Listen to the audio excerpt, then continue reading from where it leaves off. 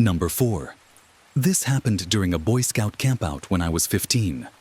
My friend who was supposed to share the tent with me called out from the trip at the last minute, so that meant I had to pitch the tent and sleep in it alone.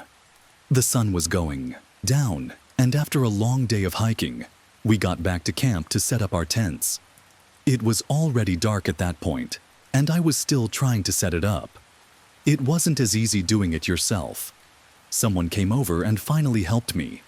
And then, we ate dinner. After the cliched telling of scary stories around the campfire, we all went to sleep.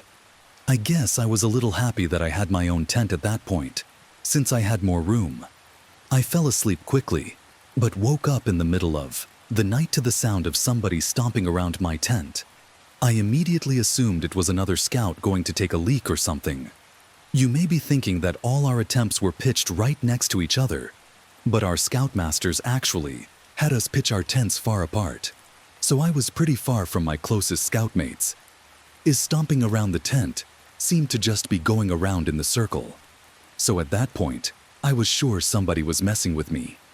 I asked who it was, and in response to that, they stomped off into the woods. I almost found myself going out and following them, but I figured it wasn't worth it, and just tried to fall back asleep. But after that, it was hard to sure enough. The stomping came back and started circling the tent again. I was pissed off now, so I got up and unzipped the door to the tent. I was expecting to see another scout, but when I confronted the person making the noise instead, I saw a grown man, probably 6'5" in his mid-30s. My heart was racing and I couldn't even gather up the courage to scream. The man gave me a creepy smile and then brought his finger to his lips, signaling for me to be quiet. I did a quick 180 and sprinted to my scoutmaster's tent, screaming like a baby. He ran out before I even reached the tent, and I told him about the man I saw. He and the other scoutmaster ran over to my tent with one of the hunting rifles, but they didn't find the man.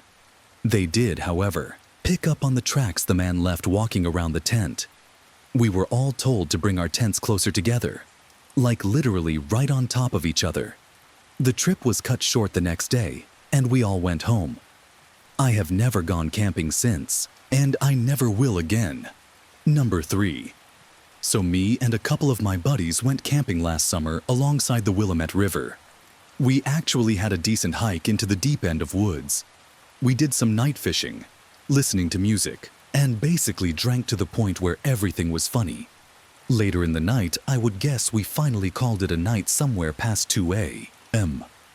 I shared a tent with one of my buds, while the other two shared another 10. We heard them laughing about something. First, we left at the sound of their laughing, but it soon got annoying and we yelled for them to shut up. One of them responded, "It isn't us." I sat up startled at the response. I came to realize that it was a sound of only one person laughing, and it didn't sound like either one of my friends, even in my drunk state. I realized how odd it was for somebody to be out this far in the woods so late at night. The laughing gradually got closer and louder to our campout. My friend shot up and looked at me with a worried look on his face. I heard my other friend scream over to us that they were getting freaked out as the left and got even closer. I could make it out very clearly to be the laugh of a male, probably in his 30s or 40s, sounded like he was as drunk as us messing around with friends.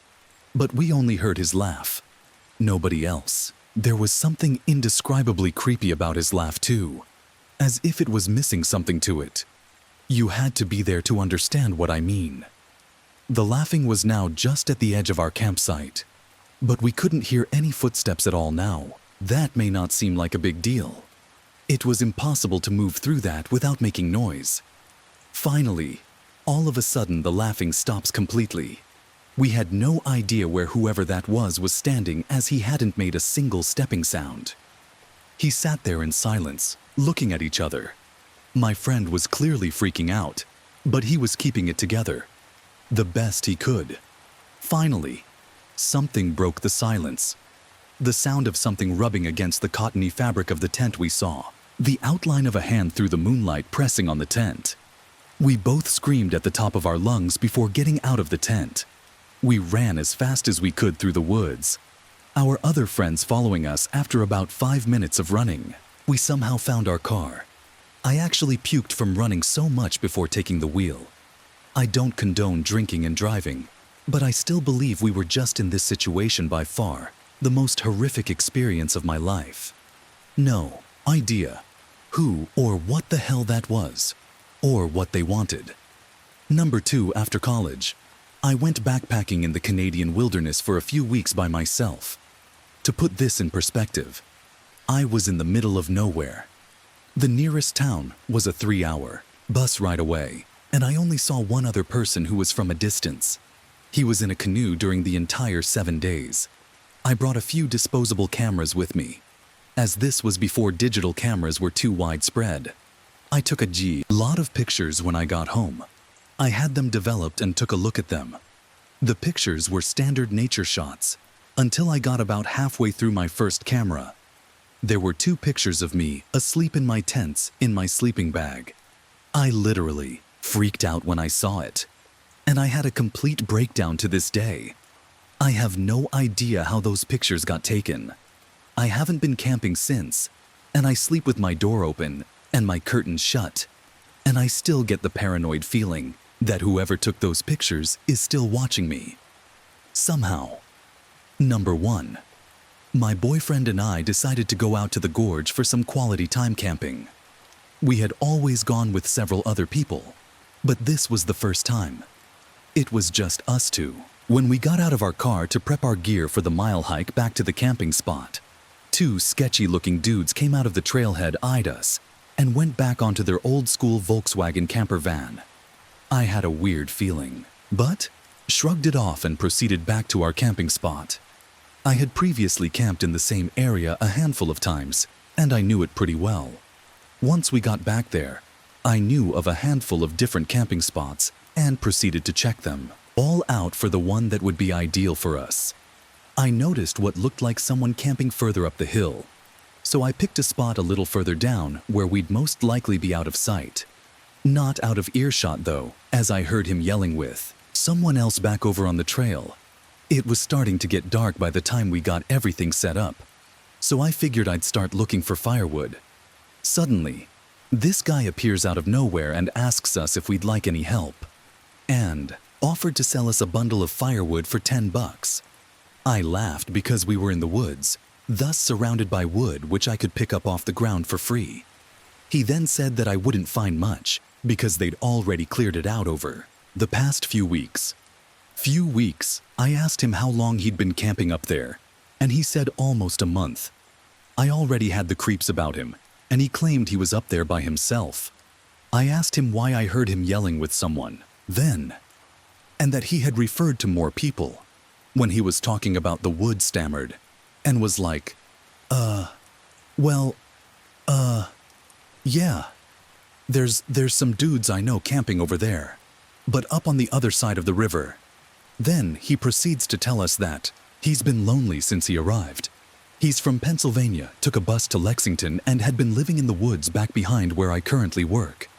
I knew exactly where he was talking about, because I saw some homeless people, immigrants and drug addicts coming in and out of those woods every day. So basically, he was a homeless man who somehow got a ride out to the gorge and decided he would just live there. Instead, he had been living on snake's bugs and selling firewood for money. But he said we were the first people he'd seen in a few weeks. His stories were all over the place, and I know he was lying about a lot of what he told us. He wasn't alone, even if he claimed to be. He even took us to his camp where there were tons of stuff for several guys. Not just one. He said he liked camping up top where he could see everything and everyone. Then showed up our campsite. He had a straight shot view. By now it was dark and he helped us get a fire going. I was trying to politely get him on his way back up the hill so I could have a minute to process all this. When he left, I started whispering to my boyfriend that there was no way in hell I could sleep without lying. Sketchy homeless creep right up the hill. He didn't have a gun knife or even a dog to protect ourselves if we needed to. My boyfriend somehow convinced me to stay a little longer, so he planned to stay the night. But all throughout the night we heard twigs and branches snapping around our tarp as if somebody was watching us.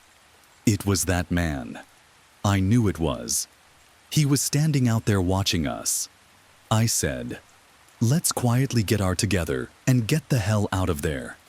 Which we did, only we left our new tarp set up because they would make too much noise, and he'd know we were leaving as soon as I stood up with my pack ready to get the hell out of there. He yells, weaving so soon we proceeded to get away from there as quickly as possible.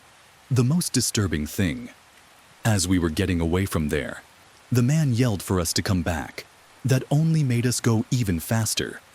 In my mind, we were either getting robbed, raped, killed or something because he was not alone. His stories didn't add up, and his background of where he came from made me believe he was running from something and was trying to hide by living off the grid. I called the Rangers the next morning and told them about him. Luckily, all he got from us was a set of new tarps.